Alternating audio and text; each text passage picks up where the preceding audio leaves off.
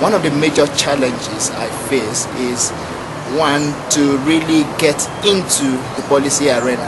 It's difficult to penetrate some of these policy makers. Getting a first shot to even talk to them is very, very challenging. Another issue is to be able to say, okay, well, this is what I want to tell to policymakers. How do I frame it? How do I make sure that if I get their audience, I'll be able to sell it? One of the things is the difficulties in packaging the messages. We are more or less used to summarizing our findings, and most of the times in terms of the way we write the research papers, but now we have learned that you have to repackage that material into a policy brief to communicate the findings more effectively. The other challenge that we find as researchers in communicating our findings is the disconnect or the gap that is there between researchers and policymakers, or industry if you like. There's lack of coordination between those two groups, and that kind of minimizes the impact of the research that we do.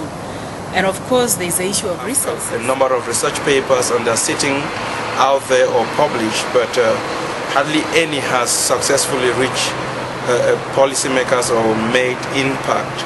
And the challenges are basically that of getting hold of the policymakers, and particularly putting the research in a usable format for policymakers, because generally our technical tools that we use in doing research and communicating research is not necessarily the same kind of tools that is appropriate to carry research results and research ideas to policymakers and end users, consumers of the research. That is the main and the most important barriers, but also understanding the policy cycle. When do you influence policy? How do you even go about influencing policy?